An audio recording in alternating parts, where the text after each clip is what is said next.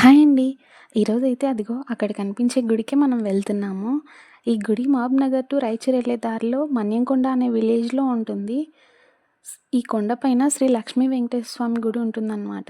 ఇక్కడ ప్రత్యేకత ఏంటంటే స్వామివారు ఎలాంటి శిల్పి చెక్కకుండా స్వయంగా వెలిసారు. ఈ గుడి 3 కొండల మీద ఉంటుంది. స్వామివారు ఆ కొండ గుహల్లో ఉంటారంట. పైకి వెళ్ళే దారిలోనే కోనేరు అనేది ఉంటుంది.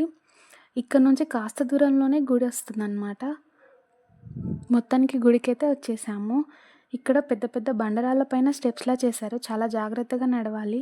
కాస్త స్లోప్‌గా ఉంటుందనమాట. ఇక్కడ తలనీలాలిస్తారు. మేమైతే టెంకాయలు తీసుకొని ఇంకా పైకైతే స్టార్ట్ అయ్యాము. మేము పైకెళ్ళేసరికి లోపల గుడైతే క్లోజ్ చేశారంట. అందరూ బయట వెయిట్ చేస్తున్నారు. ఇక కాసేపటికైతే ఓపెన్ చేశారు. మేమంతా లోపలికెళ్తూ అక్కడే టెంకాయలు కొట్టేది ఉంటే టెంకాయలు కొట్టేసి ఇంకా లోపలికి వెళ్ళామన్నమాట.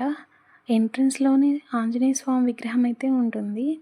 స్వామివారికి దండం పెట్టుకొని ఇంకా అక్కడి నుంచి కాస్త ముందుకి రాగానే పెద్ద బండరాళ్ళ మధ్య గుహలో స్వామి గర్భగుడి అయితే ఉంటుందన్నమాట. లోపలికి కెమెరా అలౌ లేదు కాబట్టి లోపల వీడియోస్ ఏం తీయలేకపోయాము. అలా అక్కడి నుంచి బయటికి రాగానే పక్కన ఇంకో గుహలో శివయ్య గుడి అయితే ఉంటుందన్నమాట.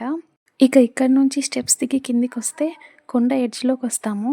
సో చుట్టూ ఎక్కడ చూసినా కొండలు, పచ్చని చెట్లు, పొలాలు, ఆ వాతావరణం చాలా ఆకర్షిస్తాయి అందరినీ. ఇక్కడ ఎక్కువగా మునులు తపస్సు చేయడం వల్ల దీనికి మన్యంకొండ అని పిలుస్తారంట. ఇంకా ఈ క్షేత్రాన్ని తెలంగాణ తిరుపతి అని కూడా అంటుంటారు.